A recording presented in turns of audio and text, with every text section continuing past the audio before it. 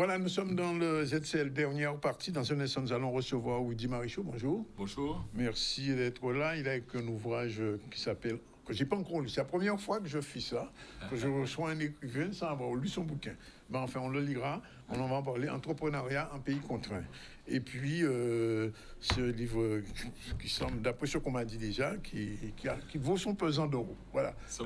Dans la situation de la Guadeloupe. Bon, pour l'instant, on va faire un petit peu un retour sur l'actu. On va parler de l'Octobre Rose. La Persévérance se mobilise contre le sein, contre le cancer du sein. C'est les femmes. Il paraît que les hommes peuvent avoir ça aussi. Et c'est un reportage de Lucina Nibor. C'est parti.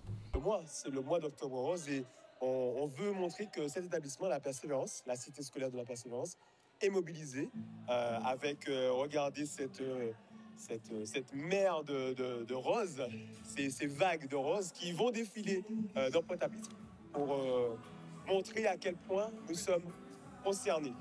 Donc on a une première partie donc, avec plusieurs établissements qu'on a invités.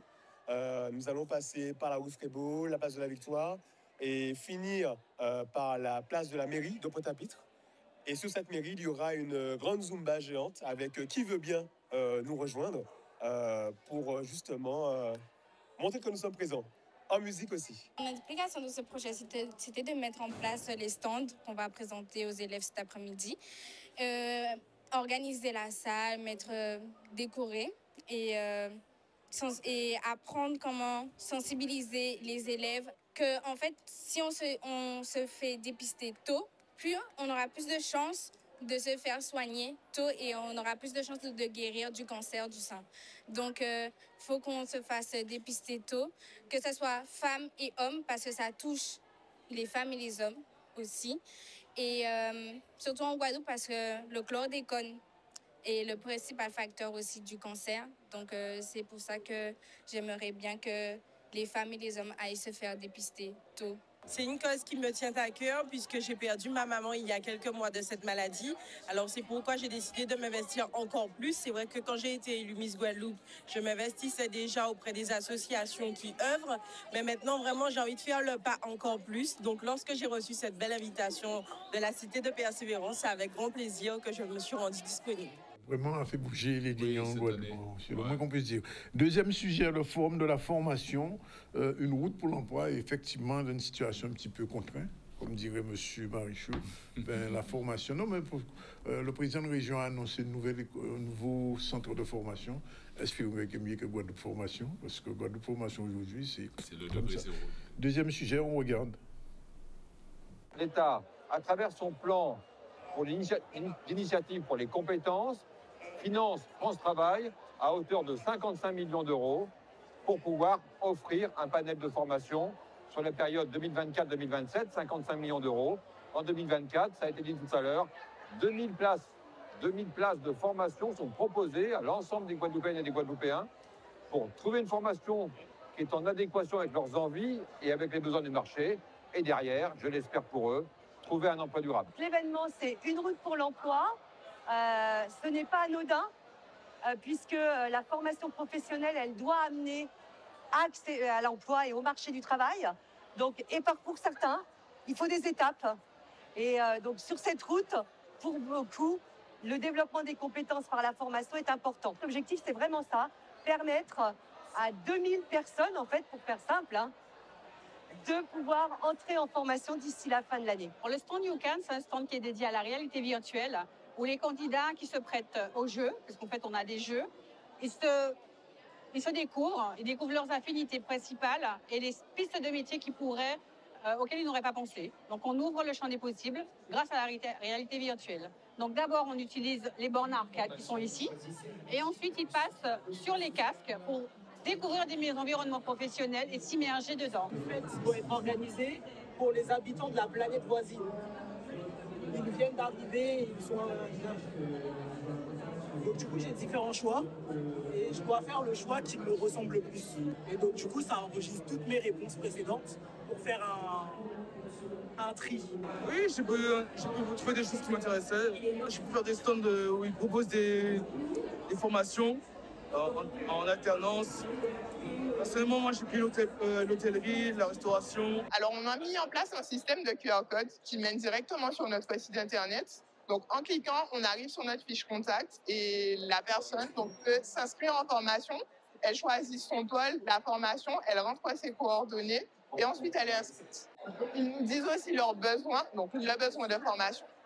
Nous, par la suite, on les contacte pour pouvoir finir les démarches, on les inscrit en formation, participer aux réunions d'information collective.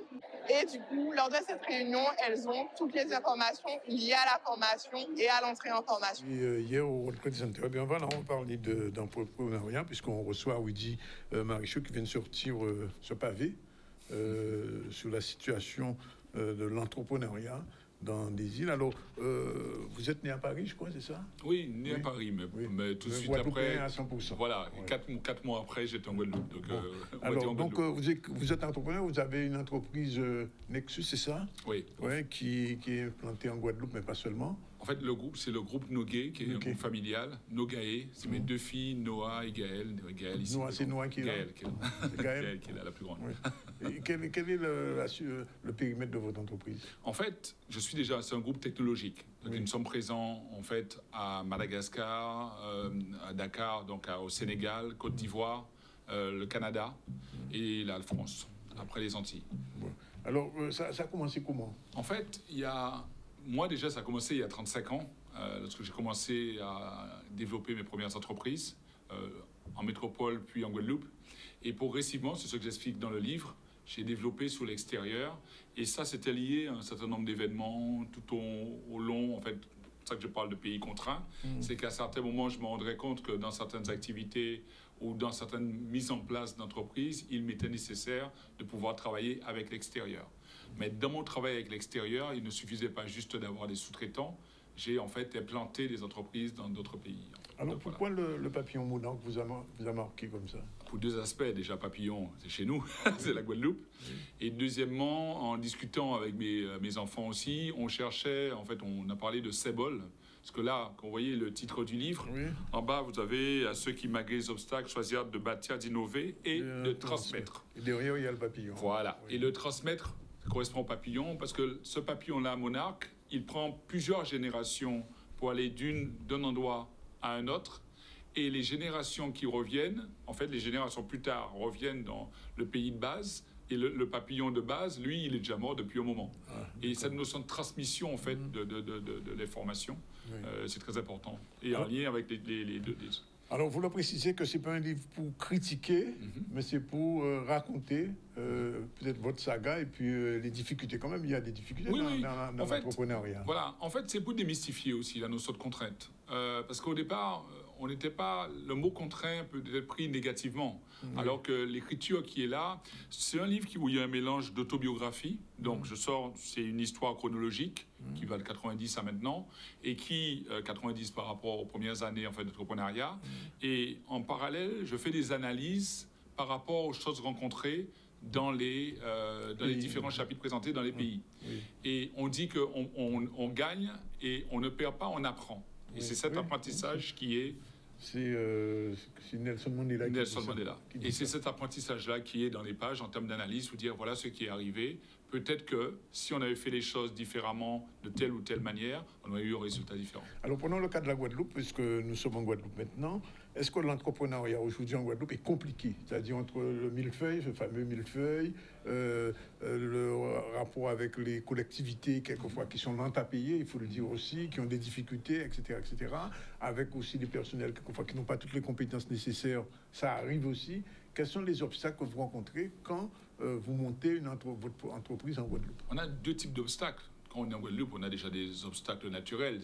On est sur une île, on est entouré d'eau. Donc, si quelqu'un monte une entreprise qui est liée à l'import-export, obligatoirement, il y aura un impact en termes de prix, en termes de disponibilité de certaines produits qui impliquent plus d'argent sur la table. Vous aurez un problème aussi en termes... Bon, je ne vais pas trop parler de social parce que ces jours-ci, c'est calme. Donc, je ne veux pas rentrer dans quelque chose de négatif. Voilà, il faut toucher. Il faut toucher. Et à côté, effectivement, quand on monte une entreprise ici, on peut avoir des lenteurs. Avant, ça pouvait être dans le secteur public, mais aussi le secteur privé. Parce que les choses se détériorant, on est dans une période de crise. Des entreprises qui étaient pourtant bien assises, qui payaient selon les limites 30 jours et même 90 pour certaines, ça peut partir d'un nombre de jours effrayant.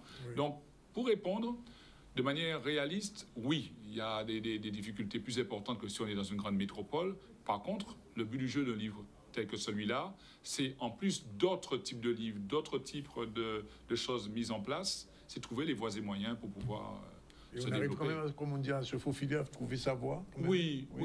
Si. En fait, on a une particularité en Guadeloupe aussi. On est le département de lequel, ou l'un des départements de lequel il y a le plus de création. Tout à fait. On le est créatif, oui, c'est voilà, la durée. Est-ce que c'est la durée. Au-delà de 5 ans, c'est ça. Si elle tient ou si elle tient pas. C'est ça. On est par contre, on est aussi un très bon élève, mais de manière négative, sur le nombre de défections au bout de 5 ans, entre 3 et 5 ans. Oui, tout à fait. Mais peut-être que je suis quelqu'un de fondamentalement optimiste, oui. et aussi réaliste. Ça veut dire qu'il y a un certain nombre de domaines, c'est vrai que c'est comme partout, il y a certains moments, certains domaines qui sont mis en avant et pour lesquels c'est plus facile, mais ça nous oblige aussi, mais ça fait partie de notre ADN, nos grands-parents, nos parents étaient par rapport à l'île, devaient trouver des idées. Ils en trouvaient. Ils trouvaient, mais je dis tout le temps ça. En fait, nos grands-parents, j'aime à répéter ça, nos grands-parents, pour certains, voyageaient plus facilement de la Caraïbe, des fois peuvent faire du commerce, que nous maintenant. Les transports ne sont pas les mêmes et on a un certain nombre de dossiers qui sont brûlants. Les contraintes ne sont pas les mêmes. Mais néanmoins, cette notion de faire des affaires, ce n'est pas avec notre génération que ça commence, bien avant. Et de toute façon, le fait qu'on soit une île contrainte, on n'est par définition plus innovant. Il faut juste qu'on apprenne un peu plus à croire en nous aussi. Contourner les difficultés et y arriver. Alors, il y a quelque chose comme j'ai noté, c'est qu'il y a de plus en plus de femmes dans l'entrepreneuriat. Comment vous expliquez ça? Déjà, ça a du bon. Ça a du bon. Parce que les femmes, je me fais tirer un peu les oreilles, mais je vais le dire quand même, les femmes peuvent faire beaucoup de choses à la fois. Ça, c'est pas par nature. Pour moi, c'est une particularité. Et dans une entreprise, surtout si on est en pays contraint, on est obligé pour certaines choses en fait d'être un multitâche. Ça ne veut pas dire Michel Morin, ça ne veut pas dire quelqu'un qui fait tout mais pouvoir gérer plusieurs choses à la fois. L'avantage que l'on a maintenant, c'est que l'on a des outils qui peuvent aider en fait à cette mise en place et à ce suivi-là. Et aussi le fait qu'il y a une forme, les gens se décomplexent aussi. C'est des entreprises, il n'y a rien de surmontable. On est dans des îles qui ont affronté des choses pires que ça. Et qu'elles estiment, parce que j'ai des personnes que je connais, dont des projets qui sont en cours de sororité. Donc là, c'est non seulement la femme qui met en place, mais en plus, elle a des associés, elle va voir que des femmes ou des personnes qui correspondent à. Et je peux que comprendre, en fait, maintenant. Et puis l'engagement des femmes, quelquefois aussi, est plus solide. Oui, nous, on a tendance à vouloir. On aime bien prendre des sommets de travers pour pouvoir arriver alors qu'elles sont directes aussi.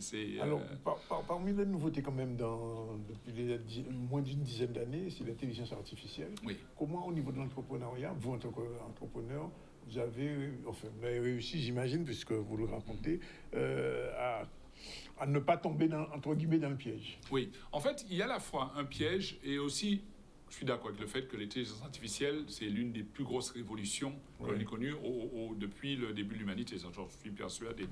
Mais maintenant, il ne faut pas prendre l'intelligence artificielle comme une réponse à tout. L'intelligence artificielle, en tout cas deep learning, c'est-à-dire aller chercher l'information, c'est que vous avez X informations présentes qui ramènent, en fait, que les produits ramènent, et ensuite, grâce à des algorithmes, il faut ressortir l'information qui vous correspond. Le gros avantage, c'est la rapidité et la profondeur des formations. Rapidement, et aller très loin dans la recherche par rapport à.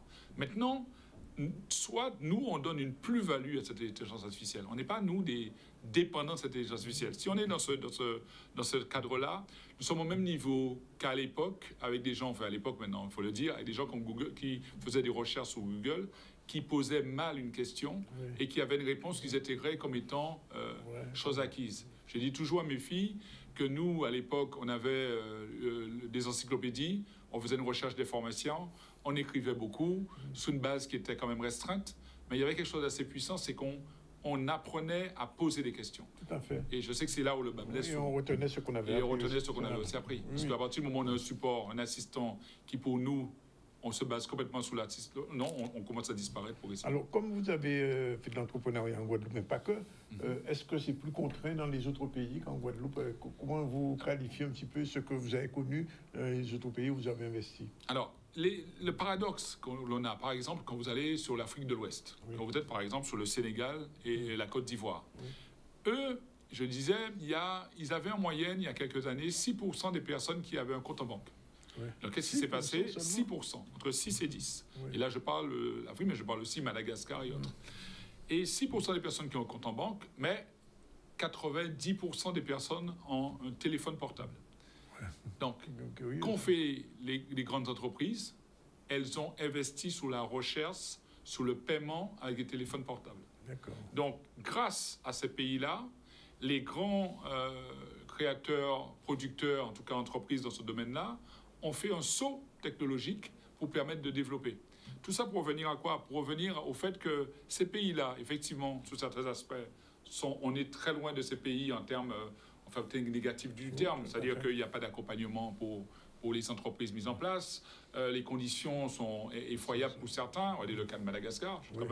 J'ai des salariés à Madagascar. Oui. Il y a mon chef de projet qui m'annonçait rediscuter avec lui. Je lui disais comment ça se passe. Il me dit, oui, je regarde par la fenêtre et je vois des policiers qui sont en train de se tirer les uns dessous les autres. Certains sont pour le président qui est déchu et l'autre qui... Donc c'est la catastrophe, mais les gens travaillent. Oui. Parce qu'il n'y a pas d'autre moyen en fait. Le seul truc qui les arrêterait, c'est qu'il y ait une coupure de l'Internet et ils ne peuvent pas transmettre. Et s'ils ne travaillent pas, c'est pour manger. Donc, dans ces pays-là, effectivement, il y a un certain nombre de limitations, mais comme on disait tout à l'heure, l'innovation est forte. Oui. Donc, la morale de l'histoire, contraint, oui. On est obligé d'innover pour trouver des solutions. Et d'ailleurs, vous confirmez ce que vous dites, en Haïti, ils sont devant nous en matière d'Internet. Bien sûr. Loin, très loin. Bien sûr. Et c'est pas par hasard que et pourtant, c'est un pays, on dit l'un des pays les plus pauvres du monde. Il y a plus d'analphabètes, mais en matière d'utilisation du numérique, ils sont très avancés. Tout à fait. Ouais.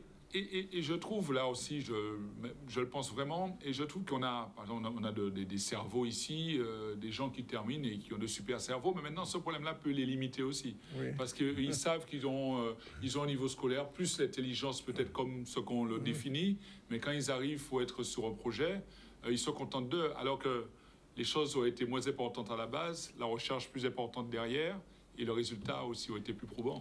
Alors, c'est peut-être la dernière question. Un jeune qui va se lancer dans l'entrepreneuriat en Guadeloupe, il y en a beaucoup maintenant, qui quittent l'école et qui ne veulent pas comme autrefois, on disait faut devenir fonctionnaire, etc. Qu'est-ce que vous pourriez lui dire?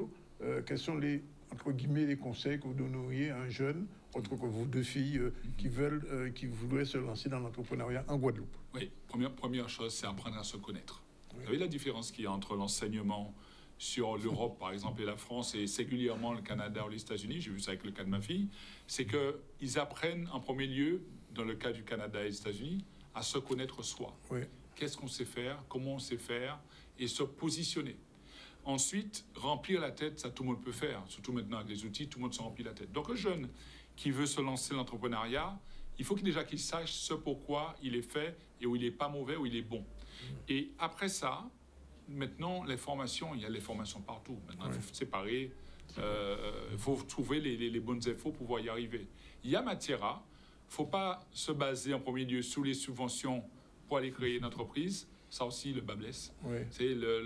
Ça pose un gros problème, en fait. Donc les subventions sont très lentes, enfin, vous le savez. Sont lentes, peuvent ne pas répondre, et en fait, il faut que ça vienne comme cerise sur le gâteau. Oui. Donc c'est un projet de base, éprouver ce projet-là, savoir si nous, on est en lien, en compétence par rapport au projet que l'on veut mettre en place, et de la rigueur. Donc ça signifie qu'il y a encore de l'espace pour l'entrepreneuriat en Guadeloupe? Oui, tout à fait. Oui. Malgré la... De toute façon, on va faire un truc, on va faire une conclusion, une analyse rapide. Oui.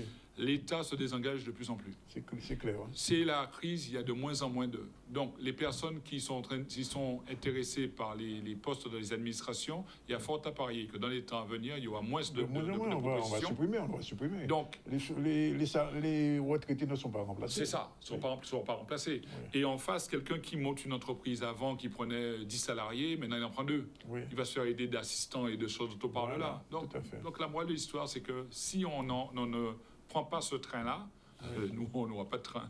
Alors, vous avez déjà présenté cet ouvrage en endroit une première fois? Il y a eu une nouvelle présentation? Il y a eu en fait une présentation qui s'est faite mercredi à l'Infini. À l'Infini, on a eu un beau parterre de personnes présentes, et on a eu un bon échange, une bonne communion avec les différentes personnes là-dessus. Il y a quelque chose de prévu dans les semaines? Oui, on est, ça c'est ma fille qui s'en occupe, mais on a au Café Papier jeudi un événement qui sera très tourné en fait sur les jeunes qui sont dans la logique en fait de mettre en place une boîte et les prérequis et autres. Et on aura une chose un peu plus générale, je crois, sous le moule. On est en train d'étudier ça avec Mme Pernel, voir dans quelles conditions ça sera fait, mais il y aura d'autres, et je vous tiendrai au courant par rapport à ça. En tout cas, merci d'être venu présenter Entrepreneuriat en pays contraint. Pour les gens qui ne savent pas, il est déjà en vente partout? Il est, en fait, dès demain, il est dans toutes les librairies. Il était jusqu'à maintenant en pré-vente, avec un site qui est nexusedition.com, avec un S à édition, nexusedituns.com, où les gens peuvent commander. Mais sinon, on aura à partir de demain dans toutes les librairies. Voilà. Merci d'être venu. Merci. Merci à votre fille qui nous assistait, qui a filmé.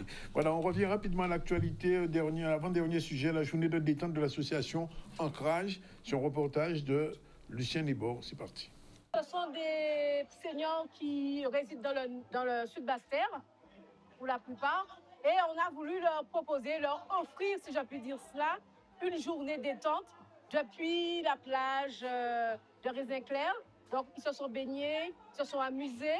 Et on arrive ici, à la Villa Eden, pour leur offrir un repas. Et en dehors du repas, il y aura forcément d'autres types d'amusements. Donc, ils vont pouvoir danser, s'amuser comme ils veulent, en fait. Vous savez, comme moi-même, nous avons beaucoup de seniors qui vivent assez souvent dans l'isolement.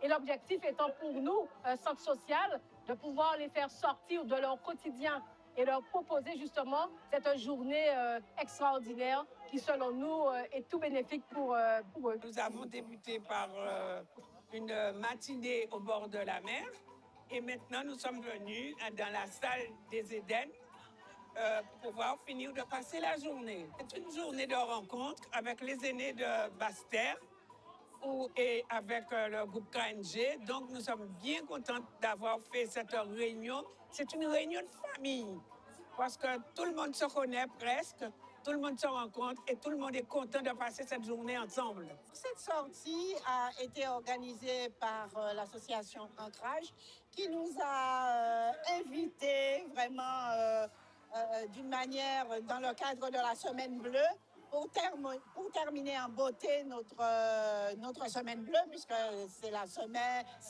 semaine des personnes âgées, les retraités et des personnes âgées. Voilà, on va fermer le ZCL News de ce vendredi avec un dernier sujet sur l'actualité, puisque c'est près de 1,3 million d'euros qui ont été investis pour la rénovation énergétique de notre pays. Cela nous fait inviter sur place, on regarde son reportage.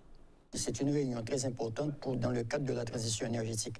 Nous sommes accompagnés de la Fédération nationale Conseil d'Antérégie, donc la FCCR qui regroupe tous les syndicats d'énergie de la France et de Navarre. Nous sommes aussi accompagnés d'un opérateur très important en ce qui concerne la transition énergétique qui est acté, donc action des collectivités territoriales pour l'économie, l'efficacité énergétique. Donc ce sont des gens qui sont très importants actuellement. Nous sommes aussi accompagnés du CAE qui aussi nous accompagne dans le cadre du confortement thermique des bâtiments scolaires. On vient de voir des exemples bien précis. Et nous travaillons, nous essayons de nous projeter sur les projets éventuels que nous avons en Guadeloupe dans le cadre de cette transition énergétique. Acté, c'est un programme qui a été développé donc, depuis déjà un certain nombre d'années, avec des fonds qui proviennent des certificats d'économie et d'énergie. On a commencé par un premier programme où on était à 10 millions d'euros, puis après, deuxième période, 110 millions d'euros, et aujourd'hui, on est à 222 millions d'euros. Et on est en train de travailler sur la suite, où on devrait être au-dessus de 300 et quelques millions d'euros. Acté apporte un financement d'1,3 million d'euros dédié directement aux collectivités qui permet de connaître leur patrimoine et de savoir quels sont les travaux vers lesquels on va aller. Ça finance notamment 6 postes d'économes de flux, des spécialistes locaux portés au sein des collectivités par des acteurs du territoire, des embauches locales qui permettent de faire le tour de ces bâtiments, d'échanger avec des bureaux d'études, de connaître le bâtiment et de savoir vers où on va et donc d'aller mobiliser aussi les financements nécessaires. Ça va servir à toutes les collectivités de la Guadeloupe qui sont partenaires dans cette affaire de développer des aménagements dans leurs bâtiments publics afin de concourir à la transition énergétique et aux économies d'énergie. Ce qu'on a ressenti au cours des 3 jours de voyage d'études qu'on a fait, qui se conclut par cet événement fédérateur, c'est l'envie de faire ensemble des collectivités qui est extrêmement fort. On a un territoire avec beaucoup d'enjeux, notamment sur les écoles vieillissantes, avec une intégration de normes sismiques, anti-cycloniques, etc. Mais la conscience est là et l'envie d'avancer est extrêmement présente. Voilà, c'est terminé pour aujourd'hui. Je rappelle que depuis 12h30, nous étions comme chaque vendredi dans le boucantage médiatique avec nos confrères de France Antilles, Nathalie Dinan, rédactrice en chef, de Jacques Dancal de Nouvelle Semaine et Olivier Lancien, notre confrère de Guadeloupe Première. Avec eux, on a parlé de la valse des ministres des colonies, il y en a eu beaucoup, et surtout du dossier Kanak. On a parlé aussi du débat sur le créole qui a été lancé il y a quelques années déjà, près de 8 ans, par Jean-Luc Divial Diolo, et la conférence qui a eu lieu à Minnesota qui a vraiment fait le plein, et le débat sur le nom de notre langue créole. Eh bien, le débat commence maintenant, comme disait Nathalie, à cheminer, et on sait aujourd'hui un japonais il parle japonais, un italien, il parle italien, parce que l'Italie, mais le nom de la Guadeloupe, c'est Guadeloupe, ben Guadeloupe qui n'est pas des Guadeloupéens. On a aussi parlé de Trump, qui a éteint une guerre à Gaza, qui est en train d'essayer d'allumer une autre pas loin d'ici, c'est-à-dire dans la mer des Caraïbes avec le Venezuela, pour essayer de s'emparer du pétrole vénézuélien. C'est montrer l'hypocrisie de ce président américain. En tout cas, nous sommes végatifs. Et puis, on a reçu Woody Marichaud, on vient de l'entendre, qui vient de sortir ce bouquin, Entrepreneuriat en pays contraint, qui a donné quelques idées aux jeunes qui veulent se lancer dans l'entrepreneuriat. Et c'est très important, c'est un livre à lire. Il sera présenté, il l'a dit, au Café Papier la semaine prochaine. Et d'autres rendez-vous sont déjà prévus, au Moule notamment. Nous bout pour ce là. Imane est là. Même si on ne la voit pas, mais elle est là. Elle ne peut pas se passer du ZCL, on le sait. C'est la raison pour laquelle elle vient, même quand elle n'est pas là. Voilà, c'est fini pour aujourd'hui. On se retrouve lundi pour une nouvelle séquence du Z. Ciao, bye bye, bon week-end. Si vous êtes sur la route, pas prendre la route.